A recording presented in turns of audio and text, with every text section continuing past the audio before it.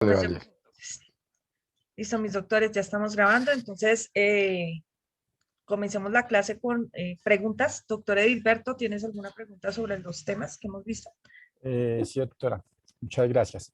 Bueno, yo tengo una pregunta, hace relación a lo que hemos venido trabajando, un caso en particular, pues trabajando en la Universidad de Cundinamarca, una compañera le tuvo un disciplinario por unos grados masivos que se hizo y le hicieron un disciplinario, pero eso fue en el 2018. Al cabo del 2018 y el 2019, pues ella se presentó y finalmente en el 2020, el año pasado en febrero, se terminó el disciplinario, o sea, una investigación disciplinaria, y siguieron los involucrados y allá le dieron le notificaron que, bueno, que ya salía de ese chicharrón.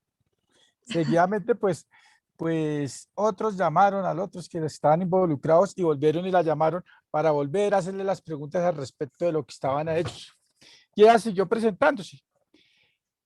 Y en agosto del año pasado le dieron nuevamente una certificación de que ya salió de todo y que ya no se retiró a la universidad, está con otra universidad. Pero le llega el día de hoy, dice un auto de apertura de investigación disciplinaria en su contra sobre el mismo caso. Dice notificación por edicto, artículo 107, notificación por edicto, que decide donde se decide la indagación ¿cómo es que se llama? Deciden la apertura de indagación preliminar de investigación de los fallos que no pudieron notificarse personalmente. Pero dice que de igual manera se informa que contra esta decisión no proceden recursos y que si es dado el caso, consiga un abogado. Entonces yo le digo a la compañera, le digo, pues responda con el oficio que le dieron el año pasado, citando que es el mismo oficio en donde allá le dieron ya su, digamos, absolución total, y anexe un derecho de petición en donde se especifique que están vulnerando los derechos y que la están afectando tanto psicológicamente como personalmente en su forma, en su comportamiento familiar, afectivo y laboral. Esa era mi pregunta. ¿Sí procede ese caso o no después de que ha cerrado? ¿Sabes qué es lo que pasa, Doc? Que es difícil opinar cuando no conocemos nada diferente a la autoapertura de investigación. Es decir, el auto de apertura de investigación es una providencia, es un acto administrativo que da impulso, por eso contra él no procede recurso. Es necesario conocer en qué está fundamentado el auto de apertura de investigación y por cuál conducta se abrió esta investigación. Si se trata, ojo, pueden ser los mismos hechos, es decir, pueden ser los mismos hechos, pero encarrados o encaminados más bien a conductas disciplinarias distintas. De manera que si bien es cierto, puede haber ya unos fallos correspondientes a el cierre de investigaciones anteriores que se hicieron por estos hechos, hay que ver cuál es el grado de afectación, es decir, cuál es el grado de injerencia de los nuevos hechos en cuanto a los anteriores. Si se trata de lo mismo, si se trata de lo mismo, hay que presentar pues la prueba correspondiente y decirle que estamos ante un evento de cosa juzgada, ¿me entiendes? Porque la decisión que cierra el proceso disciplinario está en firme y está ejecutoriada, entonces de manera que no se puede volver, incluso dentro del principio, dentro del derecho sancionatorio, de todos los derechos sancionatorios, incluyendo el disciplinario, está el principio general del derecho del non bis in idem, es decir, no dos veces por la misma causa. Entonces, se puede argumentar eso presentándolo a ver si se trata de lo mismo o no. Pero en este momento no podría decirte fijo va a salir a favor de ella porque desconozco eh, los, las minucias del anterior proceso y del nuevo para determinar si se trata o no de la misma, o sea, de una reiteración de investigaciones por la misma causa o no. Entonces, pues eso es lo que te puedo decir de acuerdo a lo que me preguntas y sin saber mayor cosa. ¿Listo, mi doctora Gilberto? Ok, creo que sí. Bueno, mis doctores, comencemos entonces. Ayer estuvimos analizando el caso del doctor Gustavo Petro. Estuvimos viendo cómo confluían de forma conjunta todas lo que hemos visto hasta el momento del procedimiento administrativo ordinario, esto es los recursos, en ese caso no era revocatoria directa, pero vimos recursos, vimos firmeza, vimos ejecutoria, vimos incluso acción constitucional en lo que se refiere a el procedimiento de la acción de tutela en primera y segunda instancia, y además vimos algo que uno pensaría que no estaba involucrado en el derecho administrativo, que no tenía conexión con el derecho administrativo, y es el derecho internacional público, referente a las actuaciones de las Cortes Internacionales, en el caso específico de la Comisión Interamericana de Derechos Humanos, y cómo se logró proteger y detener la situación en concreta. Además, vimos cómo, con posterioridad a la determinación de la medida provisional o de la medida cautelar tomada por la Comisión Interamericana en ese caso, se inició el procedimiento contencioso administrativo en el caso, en el ordenamiento jurídico colombiano, esto es que le correspondió al Consejo de Estado, y el Consejo de Estado falló a favor de Gustavo Petro al punto que desapareció por completo y se declaró la nulidad de los actos administrativos o del acto administrativo sancionatorio, en donde se le había impuesto la destitución y la inhabilidad. Y además, a manera de reparación, perdón, de restablecimiento del derecho, se le ordenó a la Procuraduría pagar los salarios indexados del tiempo que fue separado del cargo como consecuencia de la sanción de destitución específicamente. Para el día de hoy vamos a comenzar a desmenuzar el procedimiento contencioso administrativo, y para eso les había pedido que por favor ustedes analizaran el contenido del artículo 135 del CEPACA. Ayer, a raíz de una pregunta de uno de ustedes, tuvimos la oportunidad incluso de hacer un pequeño repaso que nos sirve bastante justamente como preámbulo del inicio del estudio de los medios de control, específicamente del medio de control de nulidad por inconstitucionalidad, que se refiere al artículo 135 del CEPACA. Recordemos entonces, para que ustedes nos ubiquemos todos, que habíamos dicho que habían dos procedimientos: el procedimiento administrativo ordinario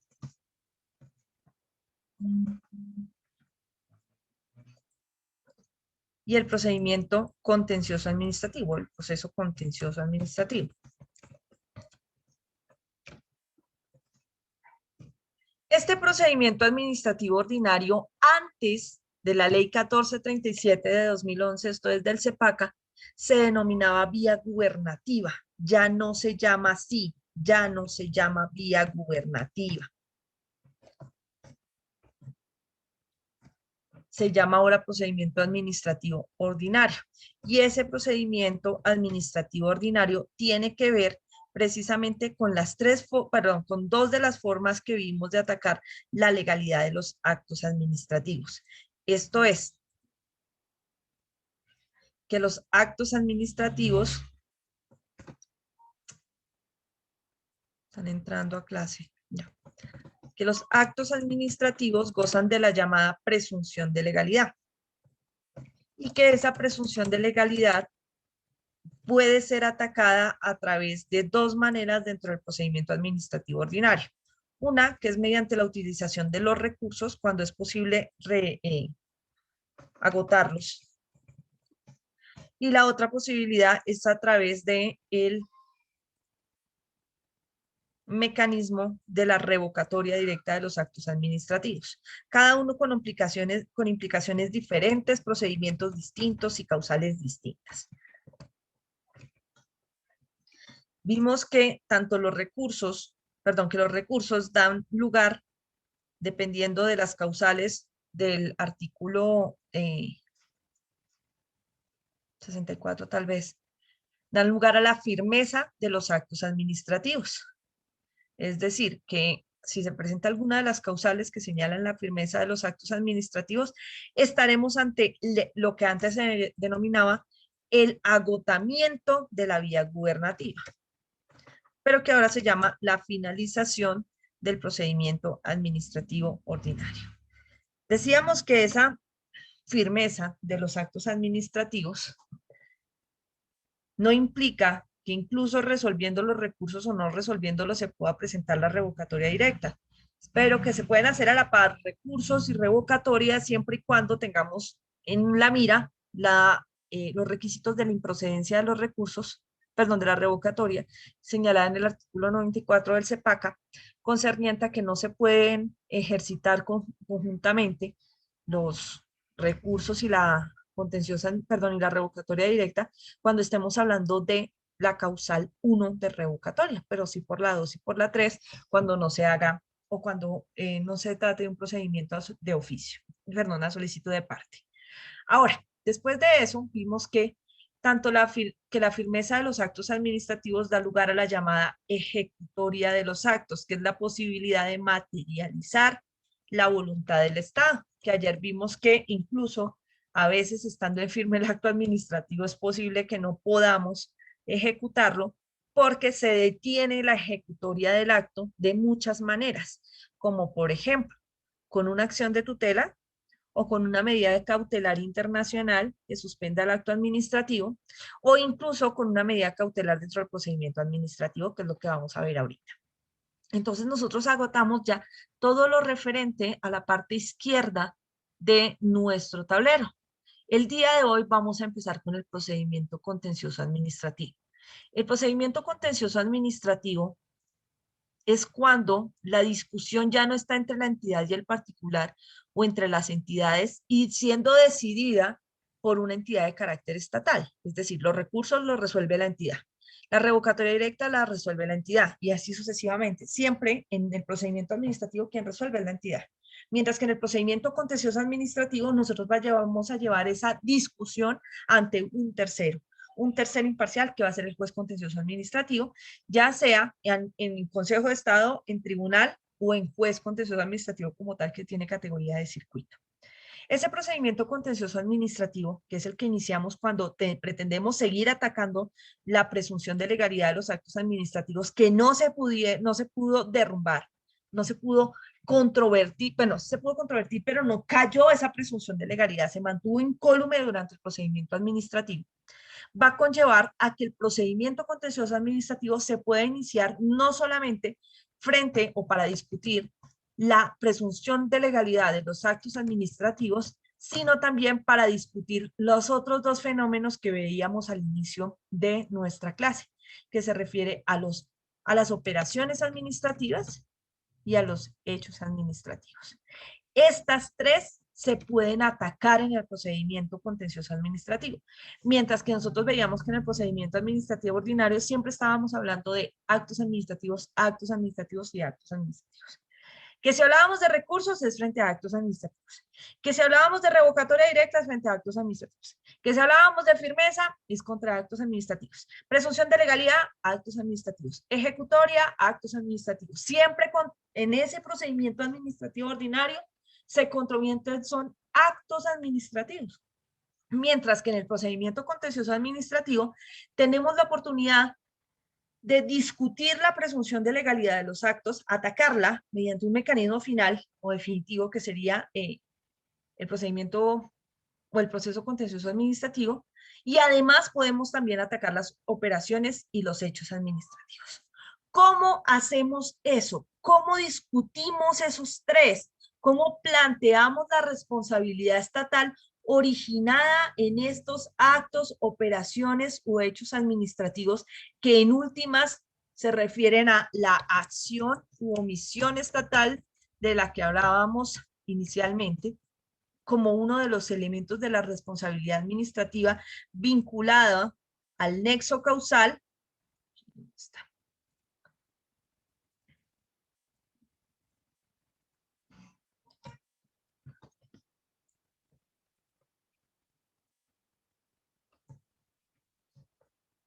Y al llamado daño antijurídico.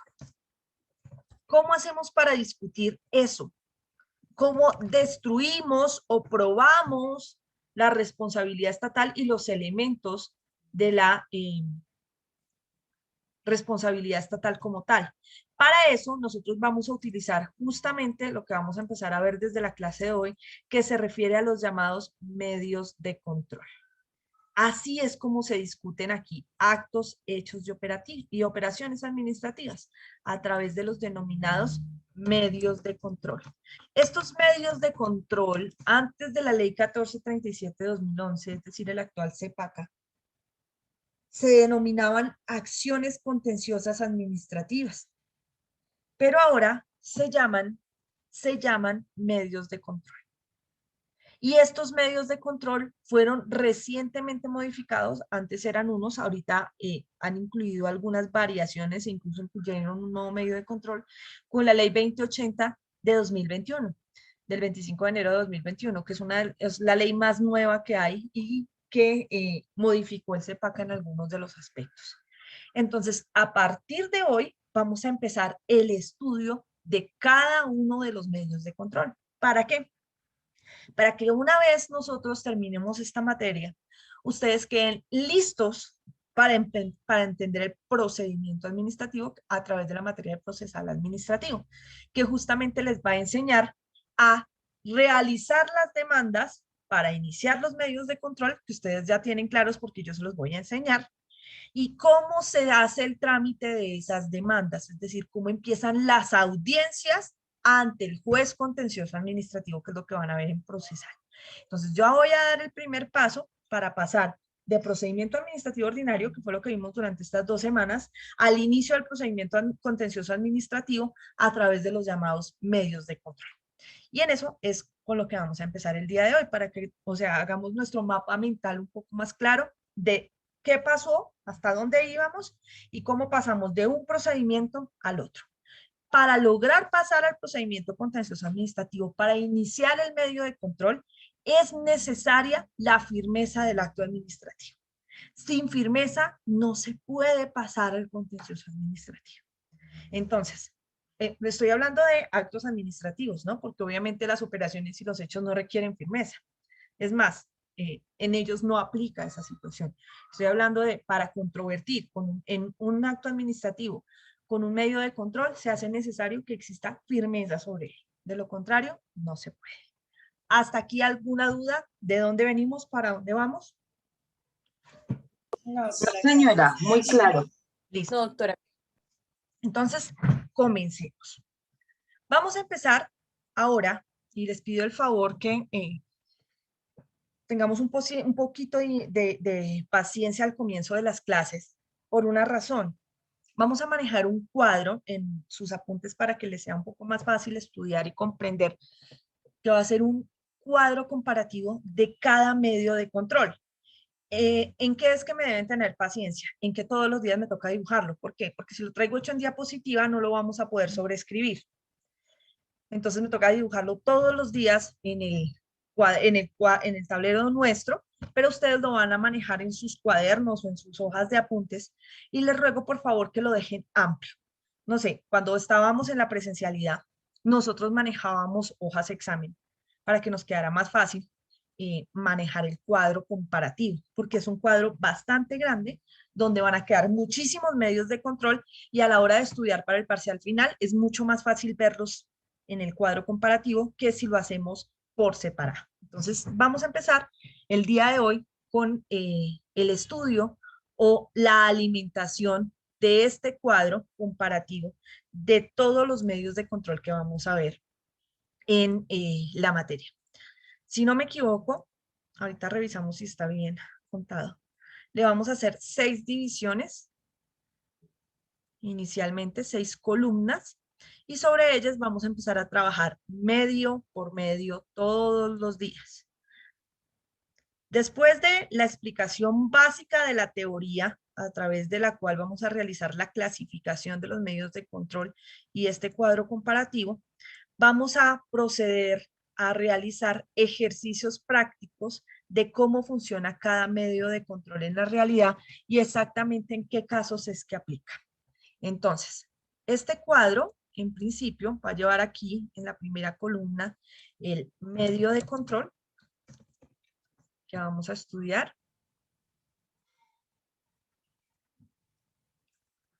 Aquí van a aparecer las causales de procedencia.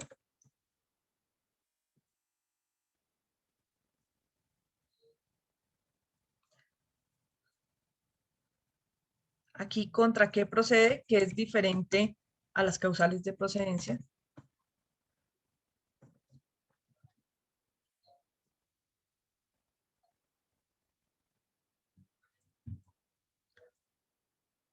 Causales de procedencia, contra qué procede, medio de control. Ah, aquí falta una cosa antes de.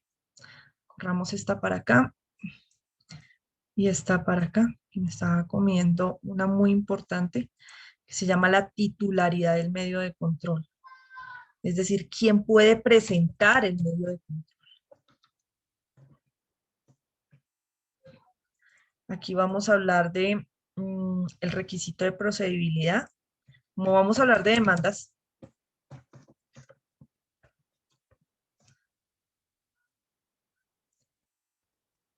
estas son acciones en principio, llamados medios de control, y aquí la caducidad del medio. ¿Listo? Este es el cuadrito que vamos a hacer todos los días, que les ruego me tengan paciencia al comienzo de clase mientras hacemos el cuadrito inicial y que ustedes van a tener más macro allá en sus apuntes para poder estudiar. Entonces, vamos a empezar con el análisis del primero de los medios de control, que es el artículo 135 del CEPACA, que fue el que les pedí que por favor leyeran para el día de hoy. ¿Cómo se llama el medio de control? ¿Cuál es el nomen juris del 135? Nulidad por inconstitucionalidad. Gracias, Doc. Nulidad por inconstitucionalidad.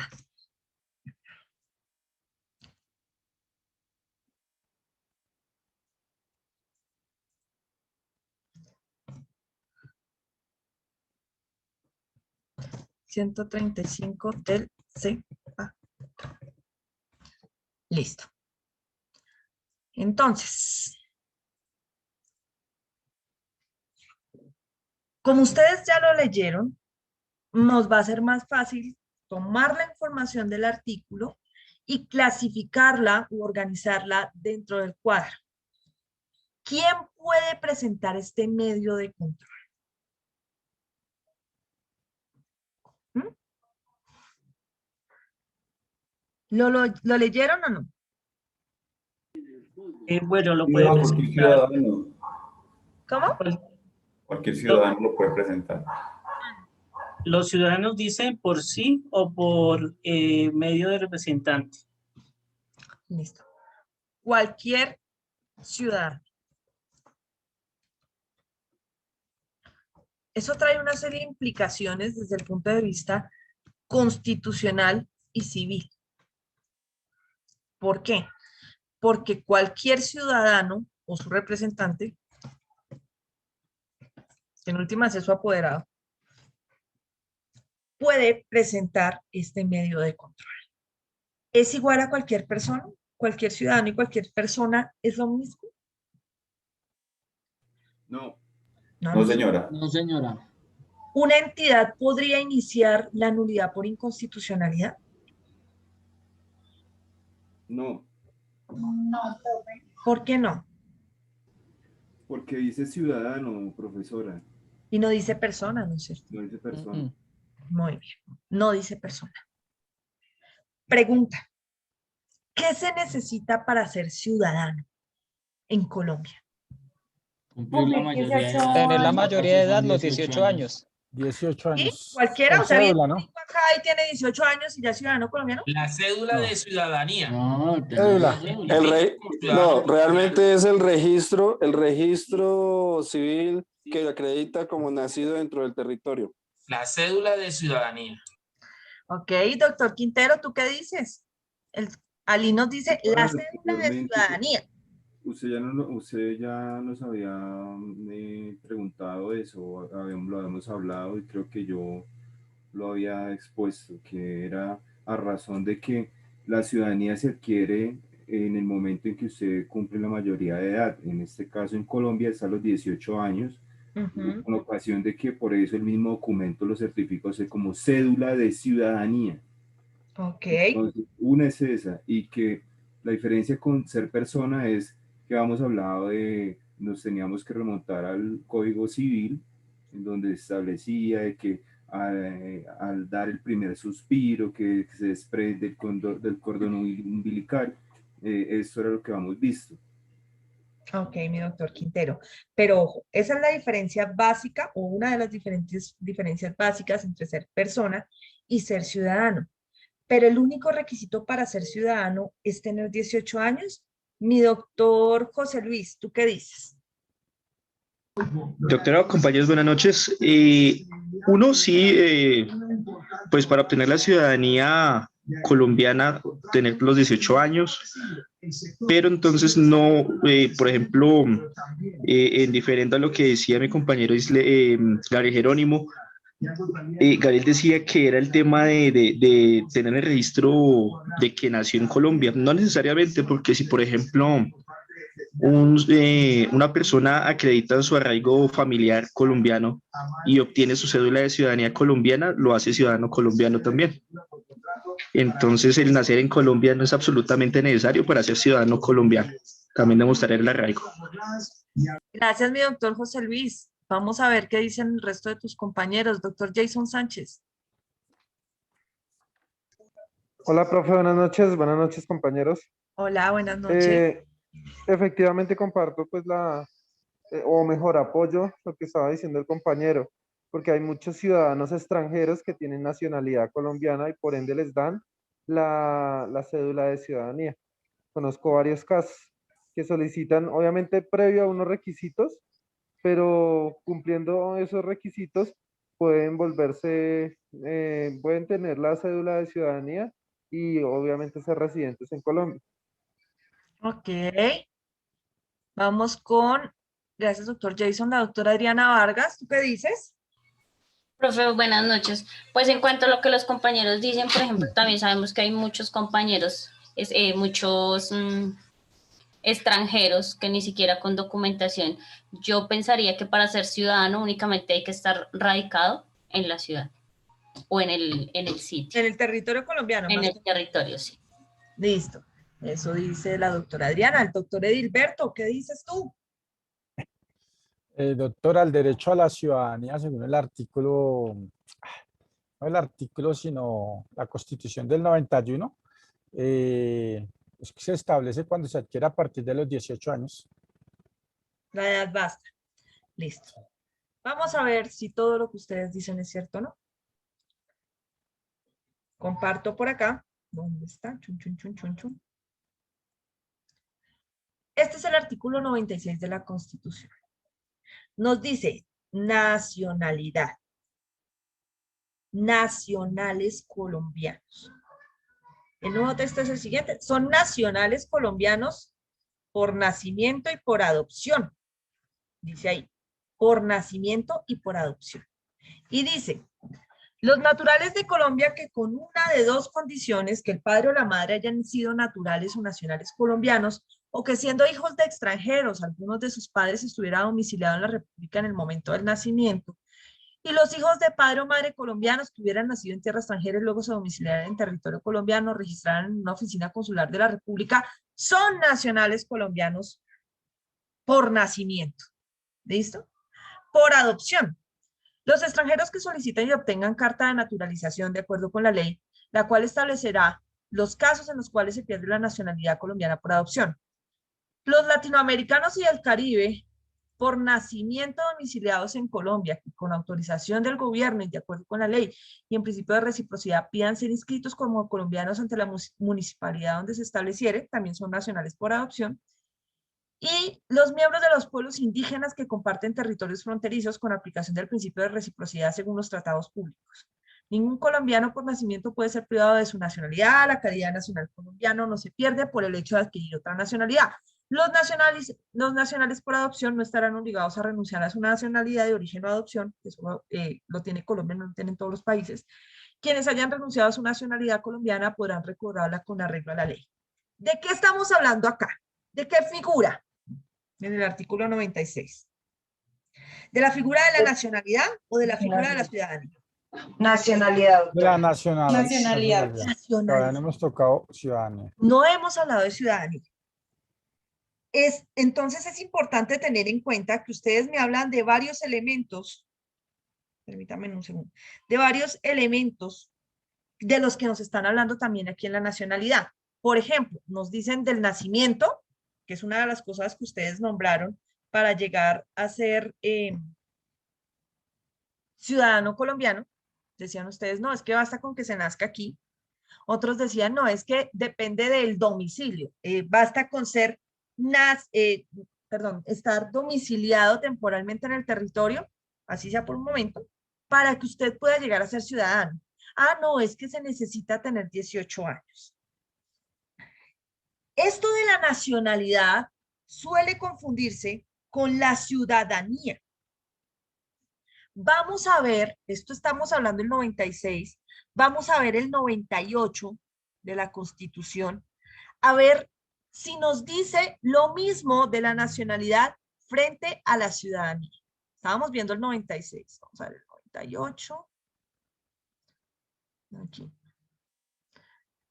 98, ciudadanía. O sea, son dos figuras diferentes. Una cosa es ser nacional, otra cosa es ser ciudadano.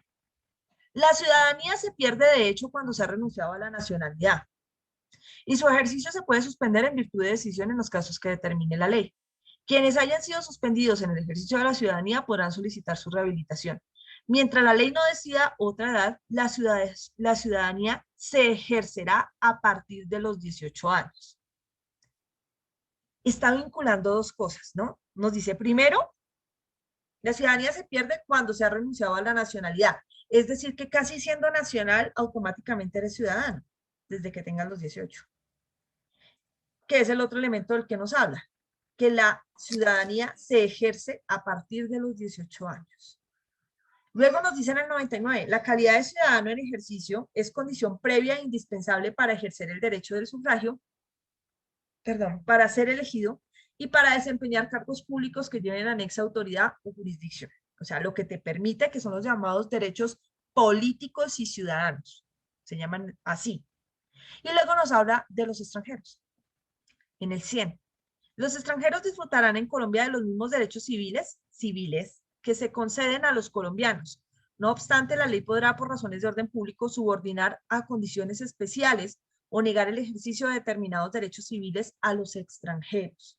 Asimismo, los extranjeros gozarán en el territorio nacional, en el territorio de la República, de las garantías concedidas a los nacionales, salvo las limitaciones que establezcan la Constitución o la ley. Los derechos políticos se reservan a los nacionales colombianos, pero la ley podrá conceder a los extranjeros residentes en Colombia el derecho al voto en las elecciones y en las consultas populares de carácter municipal o distrital. Entonces, separemos la situación. Está claro que para ser ciudadano se necesita estar nacionalizado como colombiano, o sea, es nacional colombiano.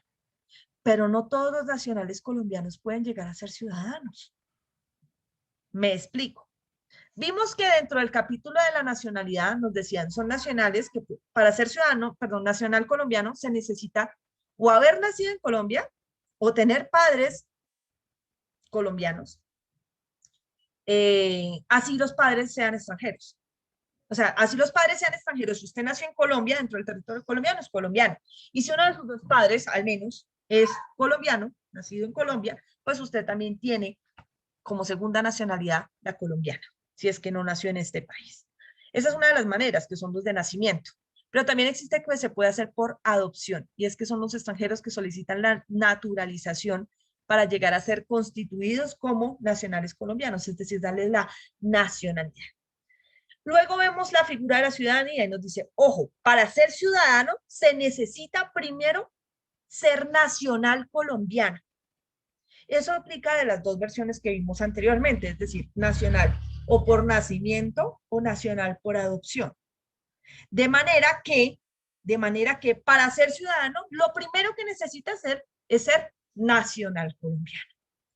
Pero ojo, aún los nacionalizados colombianos, es decir, los colombianos por adopción, no tienen exactamente los mismos derechos, no los tienen, que los que realmente nacieron en Colombia. Es decir, la nacionalidad por adopción tiene algunas restricciones que no tiene la nacionalidad por nacimiento.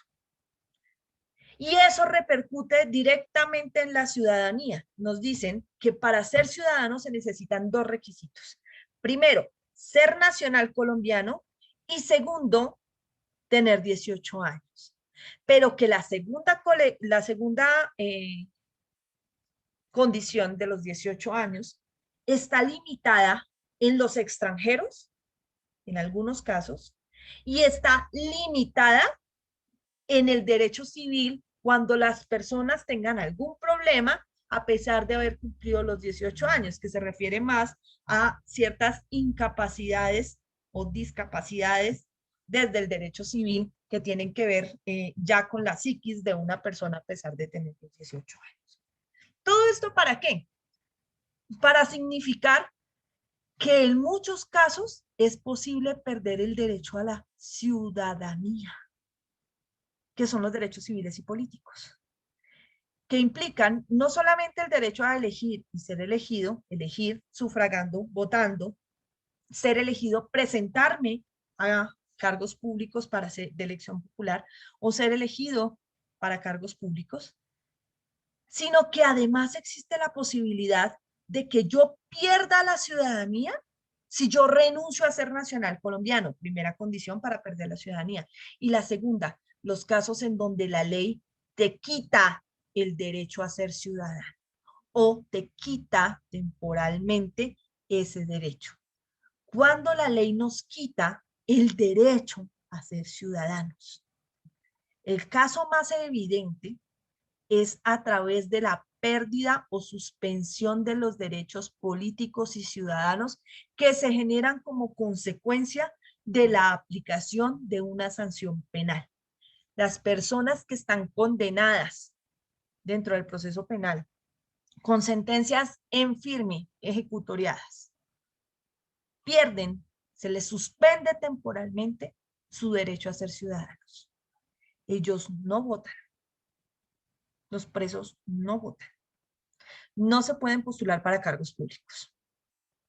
Pero otra cosa, no pueden ejercer los derechos de los ciudadanos, llamados derechos políticos, entre los cuales está el presentar acciones de rango constitucional. Esto es, ellos no pueden presentar ni la acción de constitucionalidad que vimos ayer, que es el control que ejerce la Corte Constitucional, ni pueden tampoco presentar los llamados medios de control de nulidad por inconstitucionalidad. No lo pueden hacer. Es decir, no pueden solicitarle al Consejo de Estado en sus proporciones a través de este medio de control que estamos viendo, ni a la Corte Constitucional que declare que una norma o que un acto administrativo, en el caso del Consejo de Estado, es inconstitucional. ¿Por qué? Porque tienen suspendidos sus derechos ciudadanos y sus derechos políticos.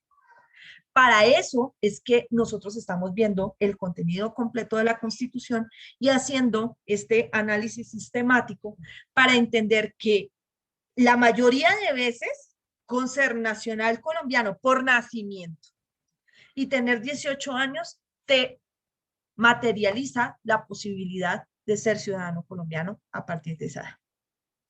Pero en otros casos no se puede, como por ejemplo, cuando se es nacional por adopción y no se tiene el permiso para sufragar, es decir, para votar y ser elegido en el país, que hay unas condiciones específicas para poderlo ser. Y la segunda, cuando a pesar de ser nacional colombiano por nacimiento, tener más de 18 años, estar bien psicológicamente y mentalmente, es decir, no tener nada que te imposibilite ejercer esos derechos, como un retraso mental o una locura o algo así, se te pueden suspender esos derechos, incluyendo la posibilidad de ejercer este medio de control a través de una sentencia condenatoria penal. Es automático. Cualquier persona que sea condenada por delito doloso o preterintencional pierde automáticamente este derecho. Estos derechos que se llaman derechos políticos y ciudadanos. ¿Me hice entender, doctores queridos? Sí, señora, muchas gracias. Listo. Señora. Entonces, ahora, estamos analizando el medio de control de nulidad por inconstitucionalidad y dijimos, la titularidad es que cualquier ciudadano, ya sabemos todo lo que eso implica, lo puede presentar a nombre propio o a través de su representante. ¿Quién es su representante? Pues alguno de nosotros, un abogado, al que se le dé poder para ejercer el medio de control. ¿Listo? Pero si no lo puede hacer en nombre propio, no se necesita ser abogado, se necesita ser ciudadano. ¿Listo? Ahora, ¿cuáles son las causales de procedencia? Es decir, ¿cuándo usted puede acudir al medio de control de nulidad por inconstitucionalidad? ¿Para qué va a hacer eso? ¿Para qué? ¿Por qué? ¿Qué es lo que vamos a hacer?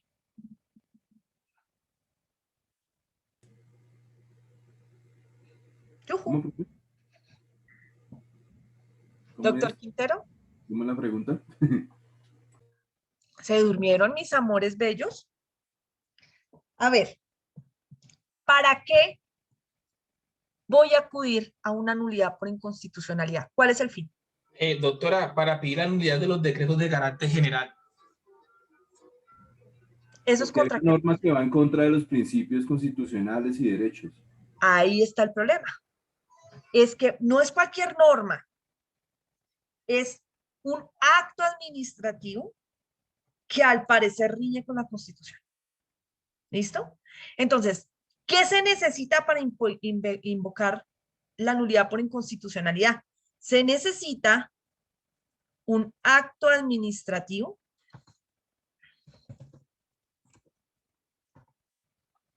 que contravíe la Constitución.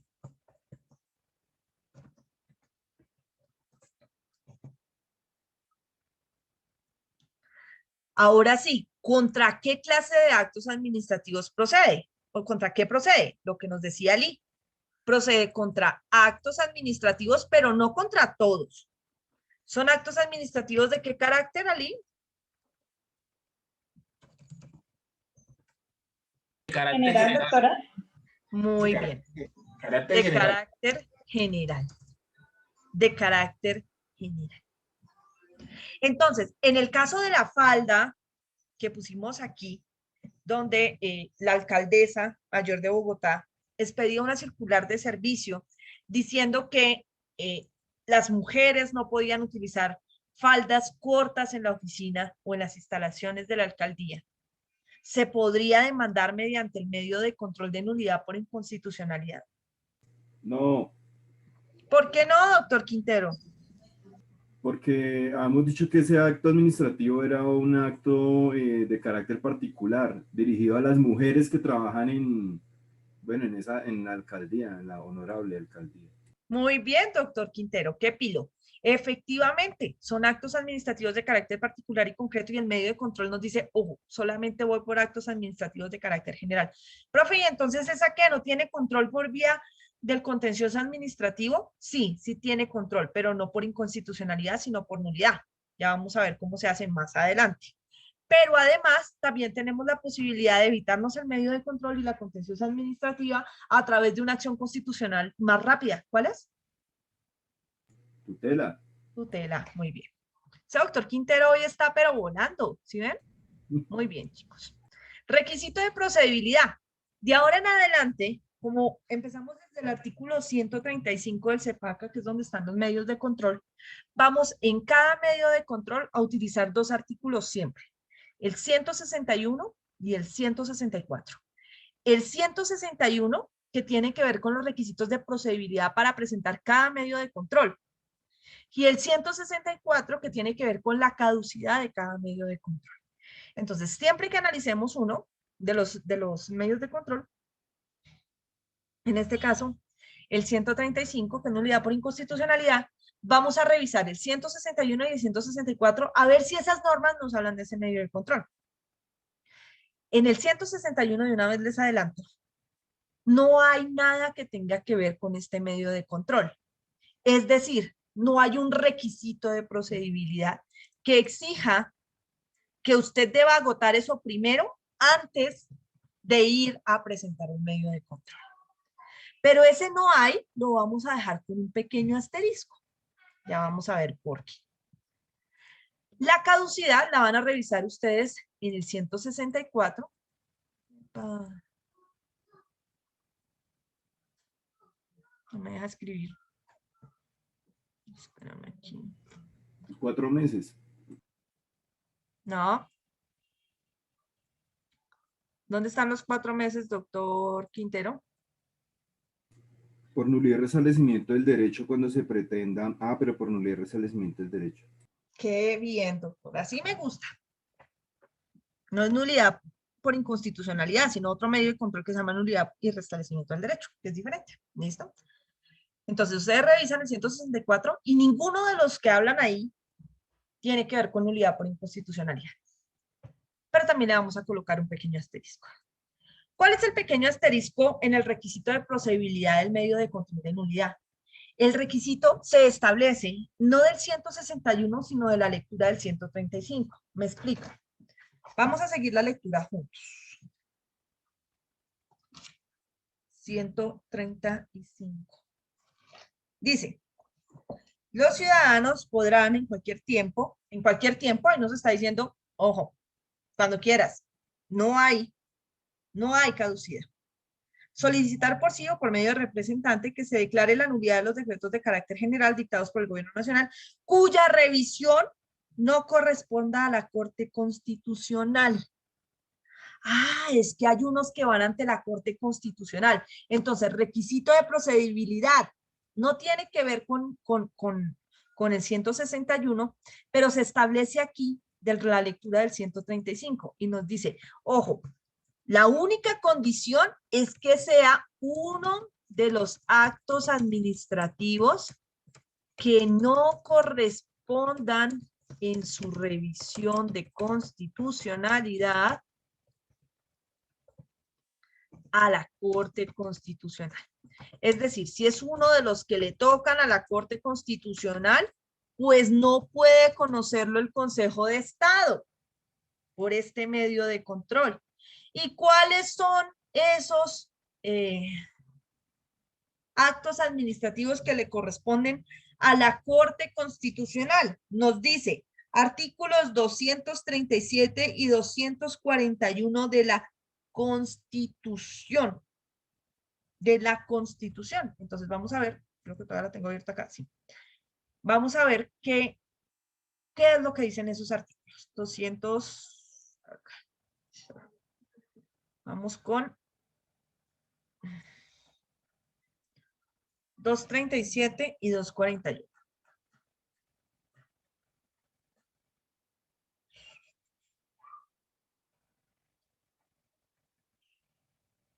Ya pues ya no veo ni por la familia. 237. 237. Son atribuciones del Consejo de Estado.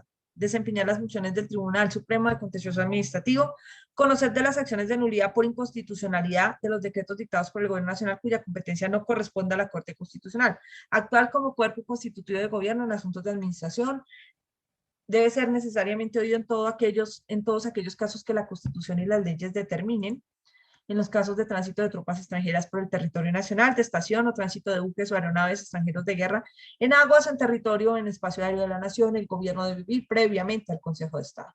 Preparar y presentar proyectos de actos reformatorios de la Constitución y proyectos de ley, conocer de los casos sobre pérdida de investidura a los congresistas, darse su propio reglamento, conocer de la acción de nulidad electoral con sujeción a las reglas de competencia establecidas en la ley.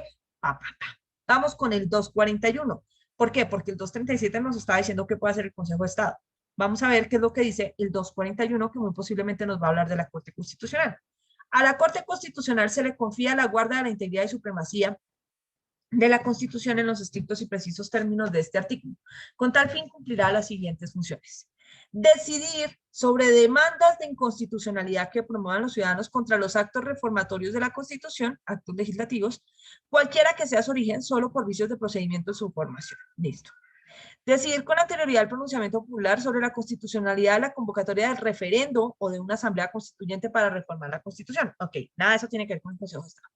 Decidir sobre la constitucionalidad de los referendos, sobre leyes y de consultas populares y plebiscitos del orden nacional, estos últimos solo por vicios de procedimiento en su convocatoria y realización. Estos son actos administrativos. Decidir sobre las demandas de inconstitucionalidad que presenten los ciudadanos contra las leyes, tanto con su contenido material por vicios y de procedimiento en su formación. Esto es acción de constitucionalidad sencillita, la demanda de inconstitucionalidad. Decidir sobre las demandas de inconstitucionalidad que se presentan los ciudadanos contra los decretos con fuerza de ley dictados por el gobierno con fundamento en los artículos 150, numeral 10 y 341 de la Constitución por su contenido material y por vicios de procedimiento en su formación. Estos son los medios de control. Perdón, estos son los actos administrativos sobre los cuales la Corte Constitucional puede ejercer constitucionalidad por encima del Consejo de Estado. Es decir, estos actos administrativos no los conoce el Consejo de Estado, sino la Corte Constitucional cuando se trata de inconstitucionalidad. El resto de actos administrativos sí los conoce el Consejo de Estado a través del medio de control de nulidad. Profe, ¿y qué es lo que dice de los decretos con fuerza de ley dictados por el gobierno con fundamento en el 150 y el 341? Son los estados de excepción. ¿Listo? Esos son los decretos de ley. Los decretos con fuerza de ley o decretos ley son los que se expiden en virtud de los llamados estados de excepción. Esos van a control automático posterior, perdón, control posterior, no automático, ante la Corte Constitucional y no ante el Consejo de Estado. De resto, todos los demás actos administrativos, decretos legislativos, no decretos ley, decretos legislativos, acuerdos, resoluciones, ordenanzas, circulares y demás, van a control ante el Consejo de Estado. Los únicos que no son los decretos con fuerza de ley que van ante la Constitucional. ¿Listo? ¿Claros hasta acá, doctores? Sí. Sí, profe. Sí, profe. Ahora,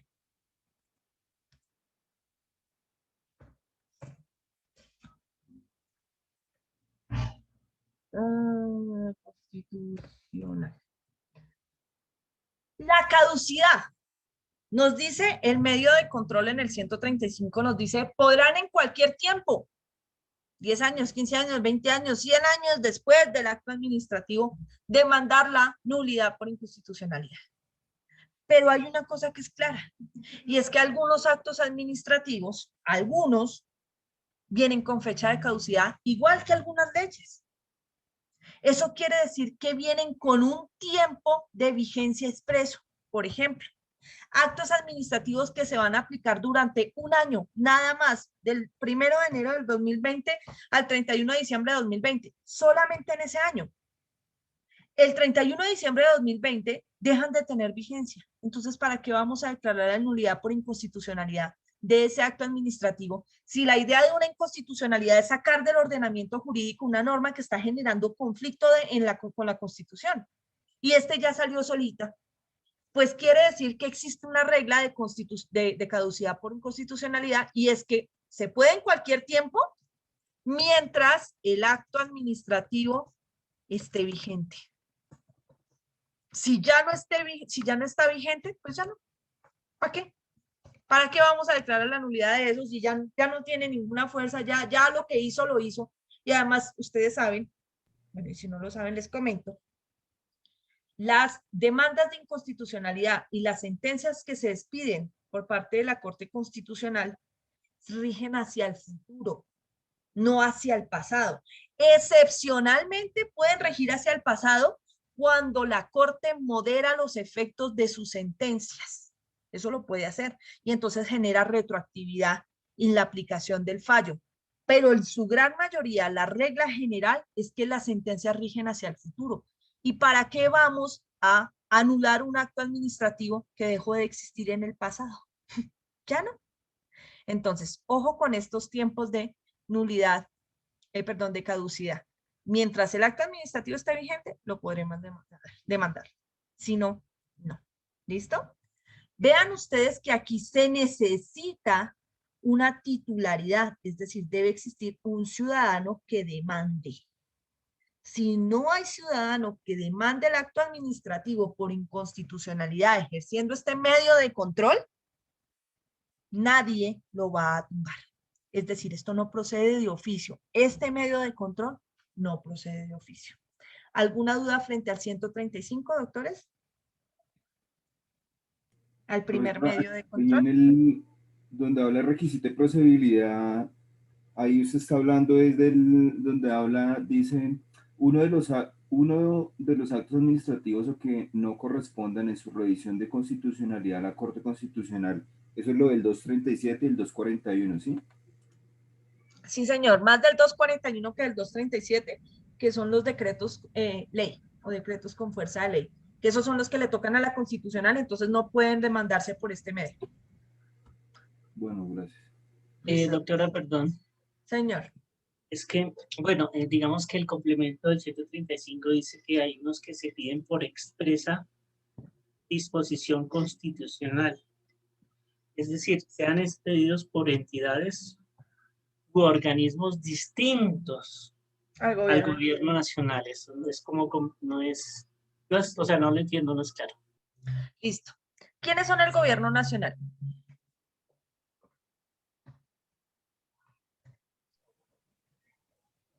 Doctores, ¿quiénes son el gobierno nacional? ¿Qué funcionarios son el gobierno nacional?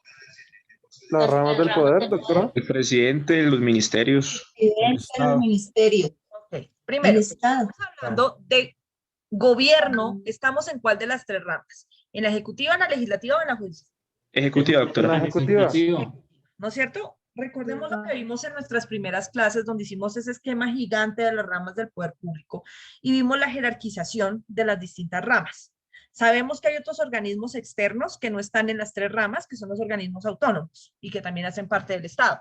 Pero vamos a concentrarnos en este momento en la primera rama del poder público, que es el ejecutivo, que es por excelencia el administrador, por excelencia el gobierno. ¿Listo? El gobierno nacional se refiere a esa parte de la rama ejecutiva que tiene jurisdicción, es decir, que tiene competencia y que ejerce poder en todo el territorio. ¿Cuáles de todos esos de la jerarquía ejercen, de la jerarquía de la rama ejecutiva, ejercen poder en todo el país? El presidente y los ministros, doctora. Exacto. Presidente, vicepresidente, ministros ministros de despacho y directores de departamento administrativo. Recuerdan que yo les explicaba ahí que ellos están al mismo rango, los ministros y los directores de departamento administrativo. Ellos son el gobierno nacional. Pero no quiere decir que solamente ellos puedan expedir actos administrativos de carácter general que puedan ser controlados por nulidad por inconstitucionalidad, sino que existen otros abajo que no son el gobierno nacional, pero que hacen parte del gobierno descentralizado por territorio, que se llama el gobierno departamental y el gobierno municipal. Esos funcionarios que hacen parte del gobierno departamental y del gobierno municipal o distrital también pueden expedir actos administrativos dentro de sus respectivos territorios. ¿Por qué? Y es a donde va la interesante pregunta que nos hace el compañero. En este momento, el mundo entero, incluyendo obviamente a nuestro país, está experimentando una situación generada en un estado de excepción. Y es la situación de la emergencia social, la emergencia en salud, perdón, por la pandemia. En virtud de eso, se le dan capacidades extraordinarias al presidente de la República y del gobierno nacional, pero también a los pequeños gobiernos, al departamental, a través de sus gobernadores, y a los municipales. ¿Para qué? Para contratar, por ejemplo. Entonces, ellos también declaran su estado y toman medidas en su pequeño estado de conmoción dentro del respectivo campo territorial. Entonces, en el municipio tenemos demasiados contagios, entonces voy a declarar el estado, a pesar de que el gran estado, el gobierno país entero está en estado de excepción, yo lo voy a declarar más grave en mi municipio porque aquí está dando más duro, por ejemplo. ¿Ves? Y toman diferentes medidas, como por ejemplo las que están expidiendo los diferentes alcaldes en sus respectivas ciudades y municipios, en donde están diciendo, en este municipio, dado que tenemos ocupación de UCI de tanto a tanto, vamos a disponer las siguientes medidas. Miren que son actos administrativos de carácter general. No son del gobierno nacional, son del gobierno departamental o del gobierno municipal, pero también pueden ser controlados por nulidad por inconstitucionalidad, a pesar de no ser actos administrativos expedidos por el gobierno nacional, sino expedidos por esos pequeños funcionarios del gobierno departamental o municipal, pero en sede también de situaciones derivadas de problemas del gobierno nacional. Está claro que estos pequeños decretos que se expiden a raíz de la pandemia también irían a control de constitucionalidad por la Corte Constitucional porque estarían en estados de excepción. Pero ¿qué pasa en aquellos casos en donde no es en virtud de un estado de excepción? Es decir, donde se expiden actos administrativos de carácter general, como por ejemplo una medida de pico y placa que no tiene que ver con la pandemia, sino con la movilidad en el territorio determinado. Son actos administrativos que son de carácter general, expedidos por cada municipio o incluso por un departamento, que pueden llegar a ser atacados ante el Consejo de Estado por el medio de control de nulidad por inconstitucionalidad. Por ejemplo, una persona dice, oiga, a mí no me parece que ustedes me restrinjan a mí la movilidad dentro de mi municipio, porque considero que eso contravía la Constitución frente al derecho fundamental a la libertad. O sea, yo soy libre de moverme por donde yo quiera.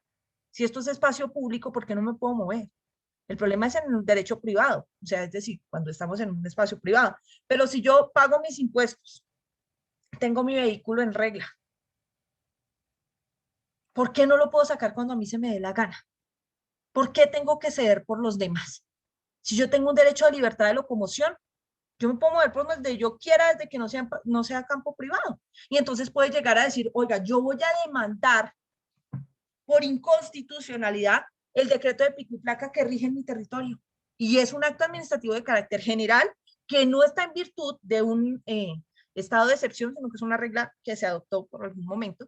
Y lo pueden demandar por nulidad por inconstitucionalidad. Y no es del gobierno nacional. ¿Listo? Para que vean que existen otros actos que pueden ser controlados por el Consejo de Estado. Perdón, por el Consejo de Estado, no, sino por nulidad por inconstitucionalidad del Consejo de Estado, a pesar de no haber sido expedidos por el gobierno nacional. ¿Está un poco más claro, mi doctor? Creo que era Franklin. Sí, doctora, muchas gracias. Ok. Indri, señora. Profe, pues ya que estás comentando ese tema, lo mismo sería, por ejemplo, cuando toca hacer esos cierres, que pues se ven muchas personas afectadas en un sector exclusivo, bueno, digamos de Bogotá, que es conocido como, bueno, el barrio La Esmeralda, no sé si de pronto lo conoces, Doc, que tiene conexión con la 68, con la calle 26, donde casi siempre se hacen ciclovías o se hacen caminatas, y bueno, yo me he percatado cuando tenía servicios en la calle que nos tocaba hacer esos cierres de vías, y las personas alegaban porque tampoco pues casi que se les limitaba el ingreso a sus viviendas porque digamos iba pasando la carrera o iba pasando el evento en ese momento y ellos tenían que esperar entre 1, 2 horas, 3 horas pues hasta que se pudiera aperturar la vía. Y pues a mi punto de vista pues obviamente nosotros estamos cumpliendo con unas órdenes que ya están jerarquizadas, pero pues en mi opinión y como en la manera de reflexionar me parecía muy arbitrario porque es su vivienda, es la manera de llegar a sus casas y no, tenían que esperar hasta que pasara el evento o no se les podía dar el ingreso como ellos quisieran de pronto, salvo una eventualidad, una emergencia. Entonces en ese caso también se podría hacer algo así de inconstitucionalidad, como estás comentando. Claro, es que curiosamente la mayoría, no sé lo que pasa, si es el letargo permanente en el que vivimos los colombianos, pero la mayoría aceptamos lo que nos digan. O sea, nos quejamos, pero a la hora del té no peleamos como tenemos que pelear, como por ejemplo está pasando con la reforma tributaria. Entonces todo el mundo se queja, pero a la hora del té nadie está tomando acciones legales, más allá de las vías de hecho, de la pelea y de no quiero, no quiero, no quiero, nadie está tomando vías legales. ¿Dónde está la participación ciudadana? Por ejemplo, lo que tú dices, o sea, es la única vía de acceso a mi vivienda y entonces yo tengo que cederlo todo por ustedes. ¿Por qué? Por el bien general. ¿Y qué pasa con los casos específicos en donde yo estoy pagando una situación y que el problema es que ustedes no han construido más vías de acceso? Soluciónenos el problema para que todos tengamos el mismo derecho. Muy posible te van a contestar con la teoría de la distribución de las cargas públicas, que la vamos a ver más adelante. Pero lo que sí es cierto es que Colombia creo que es el único país en el mundo en donde se restringe la capacidad de movilización en pro del medio ambiente a través de las medidas de pico y placa. Eso creo que es único acá. ¿Y saben por qué es? No es porque nosotros estamos muy contaminados o porque nosotros se nos ocurrió la brillante idea. Es porque en el resto del mundo la gente no se deja joder así, perdón, pero no hay otra manera de explicarlo. Es que es absurdo. O sea, tú tienes derecho a la propiedad privada. Tienes derecho a la libertad de locomoción. Tus derechos van hasta donde comienzan los de los otros. Si tú quieres utilizar las vías, puedes hacerlo desde siempre y cuando pagues impuestos y lo hagas de manera correcta. Es decir, utilices las vías de manera correcta. Si tú haces todo eso y aún así te dicen que no. O sea, tú estás comprando un vehículo y pagando todo el año, por ejemplo, de seguro obligatorio por un vehículo que no puedes mover siempre porque el Estado no te lo permite. Es una restricción a derechos fundamentales que jamás se ha analizado desde el punto de vista de la constitucionalidad. Nunca se ha analizado desde ahí. Y todo el mundo alega, ay, pero esto no es justo, esto no es justo, esto no es justo. Y ya. Pero ¿quién se ha detenido a decir, oiga, me están vulnerando un derecho fundamental? El derecho de la libertad de locomoción. Y entonces, ¿por qué no bajan los impuestos conforme a eso? ¿Por qué no me quitan a mí eso? Ahora, ¿qué es esta vaina que colocan que no, es que tú puedes estar exento en Bogotá de la medida de pico y placa si pagas más? Eso exige un criterio diferenciador y discriminatorio por la situación económica. Entonces, tú tienes más derecho porque tienes más plata y porque tú sí puedes pagarlo por un año y yo no. Son cosas que la gente jamás se plantea desde la constitucionalidad de la norma. ¿Hasta qué punto esos decretos pueden hacer todo eso? Y coartarnos libertades individuales. Ojo, yo no estoy diciéndole a usted que vaya y corra y se revolucione, sino que se plantee desde el punto de vista jurídico, ya que nosotros tenemos la posibilidad de hablar como abogados. Desde el punto de vista jurídico constitucional, ¿es viable que un Estado restrinja tanto las libertades de sus habitantes? ¿Es viable eso? Porque prácticamente estamos haciendo lo mismo de que ahorita, toques de queda, pero esto es por la seguridad de los propios ciudadanos. Toques de queda, restricciones a la movilidad en pro de la pandemia, para que la gente se cuide y demás.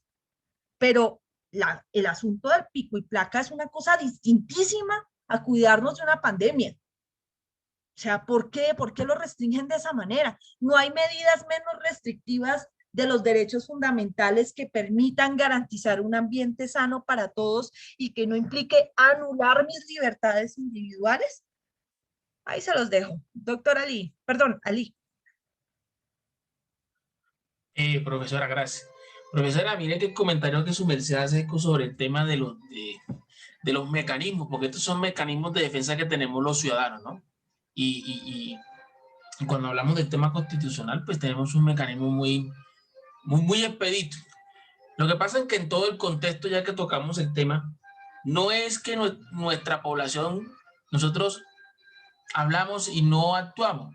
Lo que pasa es que si usted hace un análisis de Colombia muy proyectado, hasta el año, más o menos en Colombia el analfabetismo se vino a reducir casi en el año 1990, algo así.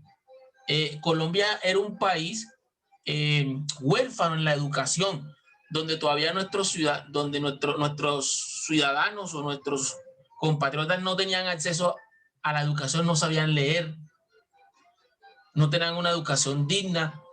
Un poco se vino mejorando este sistema después de la Constitución del 91. Ahora bien, por eso cuando hacen esos comentarios, esas comparaciones, los dirigentes en Colombia, que pues da para debatir y hasta para risa. Nosotros queremos compararnos con unas ciudades y con unos países donde esos países La esencia de ellos es la educación. Y invierte en educación. Por eso el ciudadano sabe cuáles son sus derechos y sus deberes. Por eso el ciudadano no se deja atropellar. Entonces, en conclusión, para decirle, usted sabe en la década de los 50 y los 40, el campesino lo que sufrió en territorio con la fuerza pública, con la guerrilla, porque no tenía con qué defenderse. Esto es un cúmulo, yo siempre lo he dicho, esto es un cúmulo de atropellos, de la falta de educación que Colombia no tuvo en sus tiempos, porque era un país analfabeta. Colombia es un país analfabeta hasta los años 80.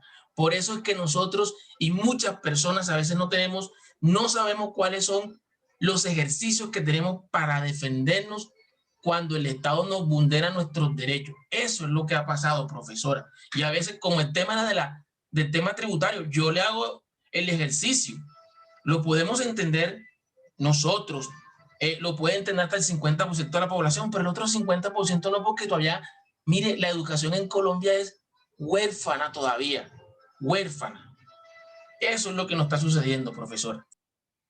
Efectivamente, Ali, y lo que pasa, ¿sabes qué es? Que a raíz de la Constitución del 91 se dispuso que la Constitución fuera de obligatoria enseñanza desde primaria, para que a la gente se le acabe esa idea loca de que no sabe nada cómo funciona su país, de que no sabe qué puede hacer y qué no puede hacer. Claro, la nulidad por inconstitucionalidad no está en la Constitución. La nulidad por inconstitucionalidad la estamos viendo en la ley 1437, pero la inconstitucionalidad de algo debería ser un conocimiento masivo, que cualquier persona diga, oiga, es que la Constitución a mí me garantiza esto, ¿usted por qué me está vulnerando esto? Y nótese que las normas de nulidad, o sea, las normas de inconstitucionalidad, tanto la acción de inconstitucionalidad que se presenta ante la Corte Constitucional como el medio de control de nulidad por inconstitucionalidad ante el Consejo de Estado que estamos viendo en este momento, no exigen ser abogados, exigen ser ciudadanos. Nada más, solo ser ciudadanos, porque esto es parte de nuestra participación como ciudadanos en la regulación del ordenamiento jurídico colombiano. Es decir, oiga, yo detecté una norma, y es más, les voy aquí a contar una cosa, para que ustedes sepan que hay muchas maneras de hacer plata con el conocimiento. ¿Sabían ustedes que la Corte Constitucional le paga a los ciudadanos que ganan demandas de inconstitucionalidad? Hay un valor reconocible a esos ciudadanos. Es decir, si usted detecta una norma, usted, yo, porque somos ciudadanos, no somos abogados, detectamos una norma que es inconstitucional, la demandamos y la Corte nos da la razón, no solamente ganamos la razón, sino que la Corte dice, usted acaba de hacer un servicio social, usted ayudó a depurar el ordenamiento frente a una norma que nos generaba choque, de manera que le vamos a pagar, y les pagan. Hay abogados dedicados a cazar inconstitucionalidades y viven de eso. Y hay grupos interesados en pagarle al abogado para que busque la forma de tumbar una norma por inconstitucionalidad. Entonces ganan por ese grupo que les paga a ver si puede encontrarle el quiebre constitucional a la norma, y luego ganan porque el Estado, a través de la Corte Constitucional, les paga si logran detectar normas inconstitucionales. Y son cosas tan básicas como saber leer la Constitución nada más y coger una norma y contrarrestarlas, contravía o no contravía la Constitución. Y no necesito ser abogado para eso.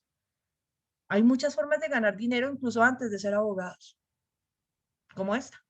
Profesor, una pregunta o una sugerencia corta. Señor. ¿Es posible ponerle al cuadrito el tema de competencia? O sea, una casilla que diga competencia para saber quién conocerá de esos asuntos. Sí, ¿sabes cuál es el problema? Que no solamente creo que no me cabe dentro del tablero, sino que estaríamos inmiscuyéndonos un poco en procesal administrativo en donde les enseñan más a ustedes las reglas de competencia.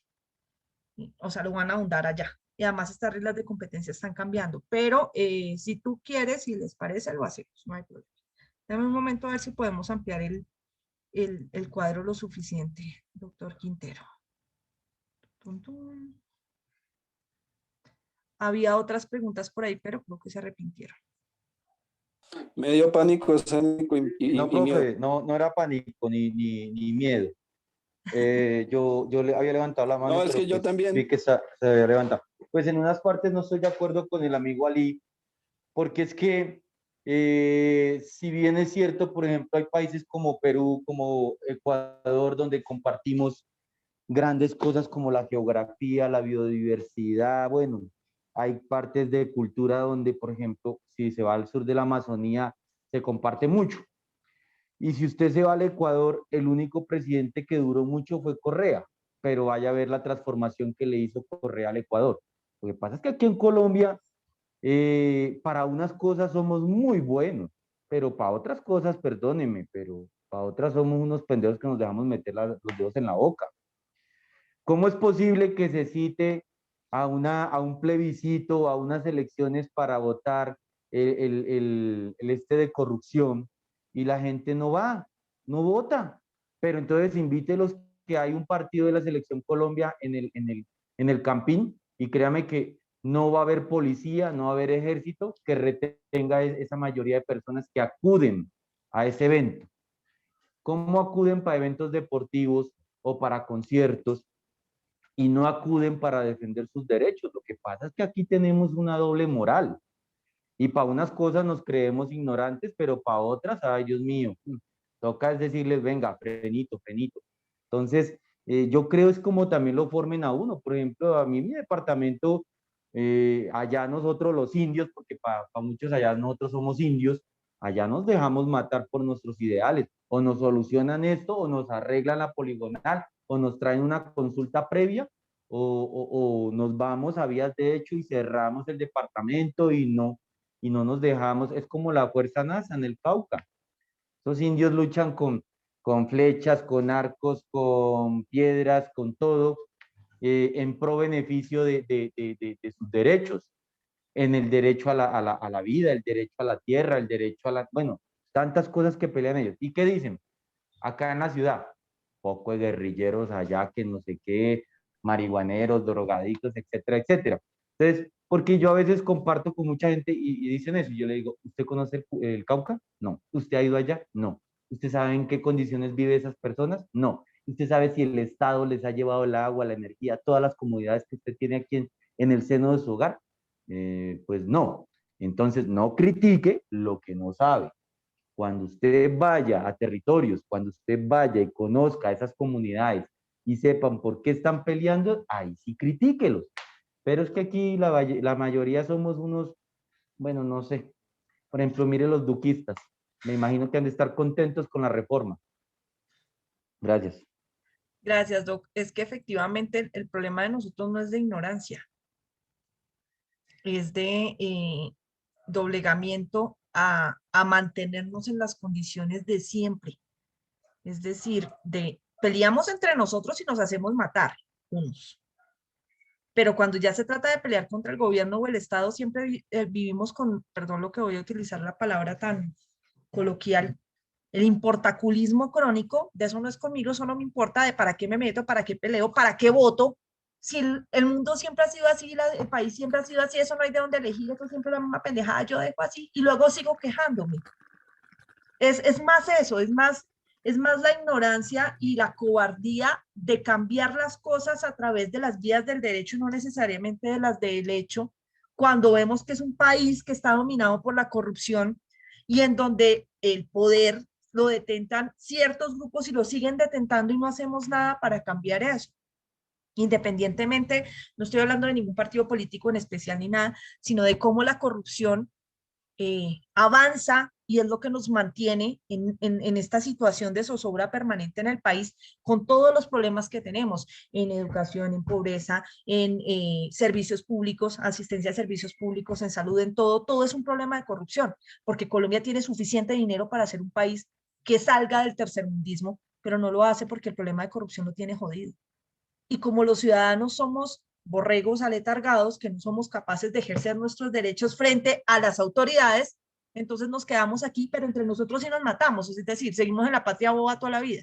Ese es el mayor problema, pienso yo, del asunto de más que de la ignorancia del no conocimiento de las normas, es la cobardía. Es la cobardía en muchas ocasiones. Bueno, ¿algún otro comentario? No, creo que no. Doctora. Doctor Franklin. Señor. Señor, doctor Franklin.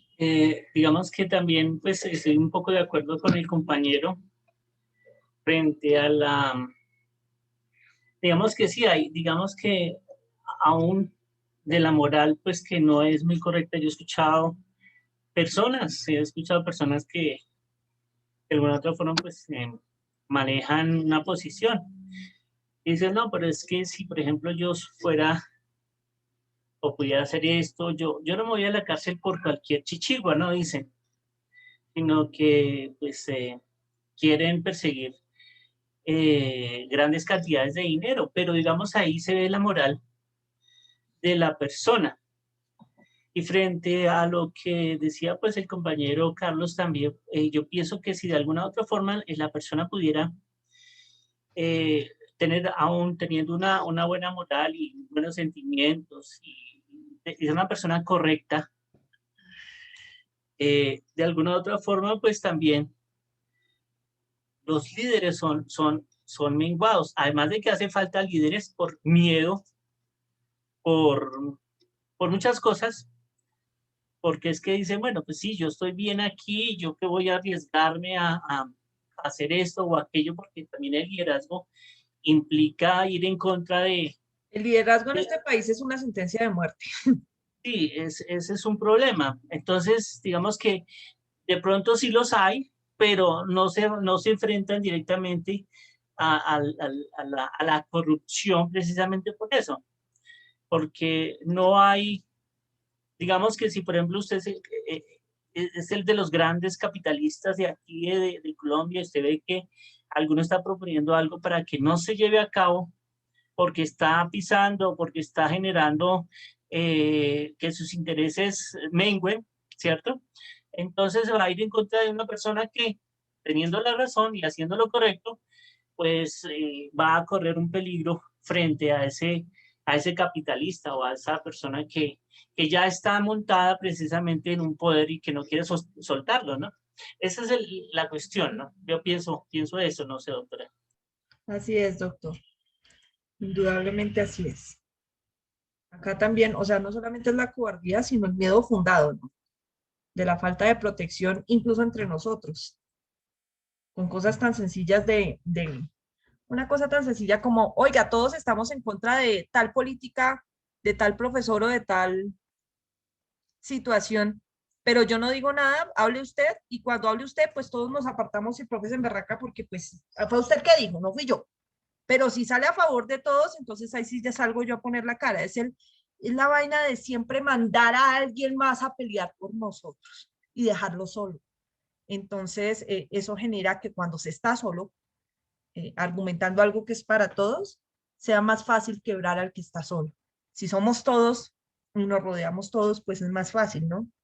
Pero pues como aquí se deja solo al que exija, en cosas tan sencillas como, por ejemplo, oiga, dígale al profe que me da la fecha del parcial. Bueno, yo le digo, pero ustedes me apoyan y todos, bueno, y habla y el profe, ¿qué? No se les da, ay, no fue él, y así lo dejamos. Entonces, por eso permite las arbitrariedades, ¿no? Bueno, mis amores, avancemos. Vamos con el siguiente medio de control. Este es el del 136. Artículo 136, que es el control inmediato de legalidad. Este es un medio de control distinto. ¿Por qué? Porque este medio de control es automático, es decir, no tiene titularidad, sino que se realiza de oficio. ¿Listo? Lo primero que vamos a concluir acá. Se realiza de oficio. Necesito una voz contora que me ayude con el 136, por favor.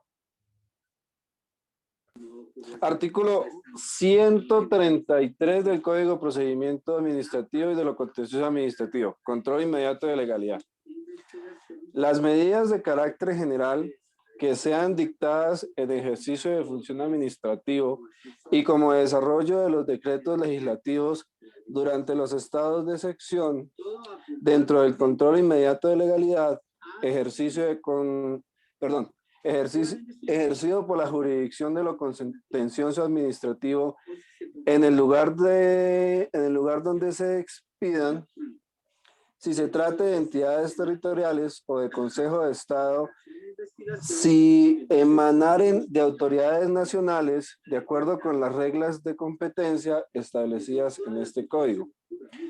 Las autoridades competentes que los expidan enviarán los actos administrativos a la autoridad judicial indicada dentro de los 48 horas siguientes a su expedición. Si no se efectuare el envío, la autoridad judicial competente aprehenderá de oficio su conocimiento. Gracias, mi doctor. Acá hay un problema que usted debería caer en cuenta de una, y es, usted no nos acaba de decir, profe, sobre todo por ahí el doctor Quintero, que siempre está como tan pila a saber en lo que les voy diciendo, lo cual es maravilloso. No es a manera de montada, pues, como dicen por ahí, sino todo lo contrario. ¿Acaso yo no les acabo de decir a ustedes que los actos administrativos expedidos en sede de los estados de excepción van a control ante la Corte Constitucional? Y vea lo que nos está diciendo el control inmediato de legalidad que nos acaba de leer el doctor. Las medidas de carácter general que sean dictadas en ejercicio de la función administrativa y como desarrollo de los decretos legislativos durante los estados de excepción tendrán un control inmediato ejercido por la jurisdicción contenciosa administrativa. Bueno, profe, entonces, ¿al fin qué?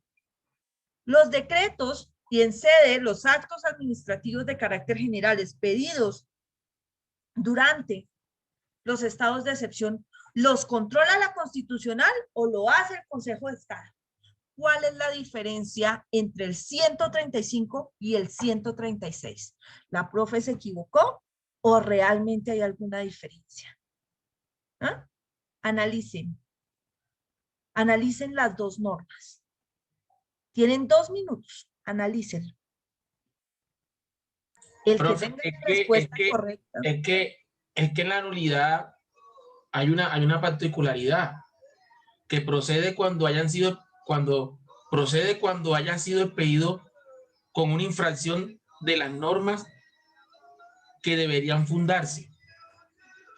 No, estás hablando del 137, Sí. esa es la nulidad general. La nulidad general. Yo estoy hablando del 135 y del 136. Doctor Quintero, cuéntame, ¿cuál es tu respuesta? ¿Hay diferencia o me equivoqué?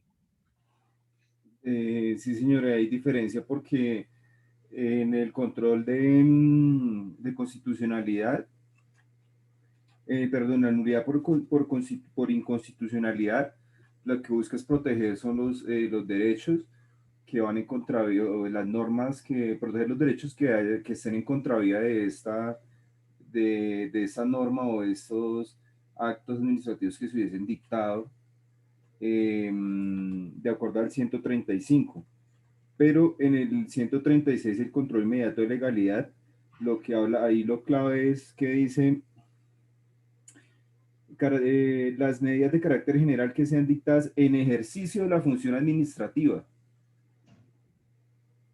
y como desarrollo de los derechos legislativos durante los estados de excepción. ¿Eso qué quiere decir? Que con base a esos estados de excepción, los diferentes organismos del Estado van a empezar a emitir o dar actos administrativos para el desarrollo de esa misma función. Entonces, en este caso, el control inmediato de legalidad opera es para esos actos administrativos en desarrollo de los decretos o decretos con fuerza de ley que fuesen dictados en los estados de excepción. No sé si me entender. Casi. Pegó en el palo, doctor Quintero. Doctor José Luis, ¿tú qué dices? ¿Cuál es la diferencia, si es que la hay, o fue que yo me equivoqué? Doctora, considero que sí hay diferencia y considero que la diferencia más importante es que en el artículo 135 de la nulidad por inconstitucionalidad, se indica uno que se solicita de parte, pero lo más importante es que actúa ante decretos de carácter general dictados por el Gobierno Nacional, cuya revisión no corresponde a la Corte Constitucional en los términos de los artículos 237 y 241 de la Constitución Política. Y el artículo 136, control inmediato de legalidad, indica exactamente que va dirigido a los decretos legislativos que son emitidos durante los estados de excepción. No sé si es así, pero considero que esa es la diferencia. Ah, bueno, y es de oficio, no es de parte. Pegó en el otro palo, pero no. Todavía no. Doctor Ali, perdón, Ali. ¿Hay diferencia o no hay diferencia? Yo supe algo. Dice que es una pretensión. Bueno, se observa que esta pretensión corresponde a una acción ciudadana, por cuanto se requiere esta calidad de ciudadano colombiano para interponerla, no a una acción pública en sentido estricto. Quiere decir que la diferencia es que omitiendo la condición de la acción y no de una simple pretensión. ¿Sí? No te entendí el punto. Sí, se dice que sí, lo que estamos es tratando de debatir es la diferencia que hay entre cómo es que entre la bueno, se dice que esto se pone bueno, se interpone esta nulidad cuando son los actos en firmes de carácter general, ¿sí? Lo que yo quiero interpretar es cuando es una acción pública y no una acción de una simple pretensión. No, por ahí no es allí. Tienen 2 minutos más. Doctor Quintero. Bueno, eso sí fue. ¿Quién le va a pegar? A ver. Ojo, No. están jugando por exoneración por si no se han enterado. Quintero. Doctora, lo que pasa es que acá opera en el 136, opera exclusivamente para los estados de excepción. ¿Por qué? Porque en el 135 nos dice que se declare la nulidad de los decretos de carácter general dictados por el gobierno nacional. Y en este caso, en el 136, dice que las medidas de carácter general que sean dictadas en ejercicio de la función administrativa y como desarrollo de los decretos legislativos durante los estados de excepción. Entonces dice que tendrán un control inmediato de legalidad. En el anterior, usted nos decía que era necesario iniciar la acción en el contencioso administrativo, o sea, es decir, demandar. En este caso pasa un control inmediato de legalidad por parte de la jurisdicción del contencioso administrativo. No sé. Casi. No. Casi. Olga Patricia, lean bien. Hola, profe. Patricia, hola. Profe, pues, es decir, hay dos diferencias. Una, que en el artículo 135 estamos hablando de las normas en contra de la Constitución, ¿cierto? Y en el 136 ya es claro que es durante los decretos legislativos, durante los estados de excepción, como lo dice el artículo 212 y 215 de la Constitución Política, ¿verdad? Pero eso es una. Hay otra que también dice que en el 135 del conocimiento es del Consejo de Estado. Pues las dos son del Consejo de Estado. Sin embargo, en el 136 el Consejo de Estado dice acá que si se trata de entidades territoriales o del Consejo de Estado, si se emana de autoridades nacionales, de acuerdo con las reglas, es decir, que la jurisdicción de lo contencioso administrativo en el lugar donde se expida, si se tratara de entidades territoriales o del Consejo de Estado, si se emanaren de autoridades nacionales, de acuerdo con las reglas de competencia establecidas en este código. Es decir, cuando van a presentar este medio de control, no sé si de pronto estoy equivocada, profe, es en el 135 es solo Consejo de Estado, pero el Consejo de Estado puede remitirlo por competencia a otras a otras entidades territoriales, ¿sí? En el término de 48 horas, cosa que no hay en el artículo 135. Mira, Olguita, lo que tú dices es cierto. Y varias cosas de lo que han dicho tus compañeros es cierto. Tal vez es que no me entendieron la pregunta. Les dije claramente que en la nulidad por inconstitucionalidad, los decretos, ley, no se pueden controlar por nulidad por inconstitucionalidad, sino que se demandan ante la Corte Constitucional y ella los conoce. Pero aquí estamos viendo que nos están hablando justamente de esos actos administrativos expedidos en estado de excepción, que los que dijimos que le correspondían a la Corte Constitucional en el anterior. Porque aquí nos están hablando de un control que hace el Consejo de Estado. ¿Por qué? O sea, ¿hay contradicción en eso? No que le tocaban a la Corte Constitucional, ¿por qué estamos hablando aquí del Consejo de Estado? Esa es la pregunta. ¿Cuál es la diferencia? Porque el Consejo de Estado hay que pena, doctora. En ese punto específico. Doctor, ahora sí, cuéntame, es que no alcancé a ver tu nombre. Qué pena, doctora. Que el Consejo de Estado ve esta situación porque el Consejo de Estado hace por decirlo así, la auditoría, la revisión del tema emanado por el Ejecutivo, por la administración propiamente. En el otro también. Ese no es el punto. Doctores, se los dejo de tarea. Mañana abrimos con eso. Los primeros que participen, vamos a escuchar a 15 personas hablar de eso. A ver si hay exoneración esta semana. Porque acuérdense que el parcial empieza mañana. Y hasta ahora vamos a hacer el primer ejercicio de exoneración. Participan 20, los primeros 20. Repito la pregunta. Cuando vimos nulidad por inconstitucionalidad, dijimos que los actos administrativos de carácter general expedidos por el gobierno nacional, departamental o distrital podían ser controlados por constitucionalidad, por nulidad por inconstitucionalidad a través del Consejo de Estado. ¿Listo? Excepto los actos administrativos expedidos en sede de estados de excepción, porque esos van a la Corte Constitucional. Ahora aquí en el control inmediato de legalidad nos vuelven a hablar de ese grupito de actos administrativos expedidos en estados de excepción y nos dicen que los controla el Consejo de Estado. ¿Al fin qué? ¿O es el Consejo de Estado o es la Corte Constitucional? ¿Yo me equivoqué o hay una diferencia frente al control que ejercen de los actos administrativos en estados de excepción? Esa es la... ¿Listo? Ahí les queda de tarea. Analicen. Y mañana hablamos, ¿vale? Descansen mis doctores, que estén muy bien. Como siempre es un gusto. Bendiciones. Gracias. Feliz noche, gracias. Gracias.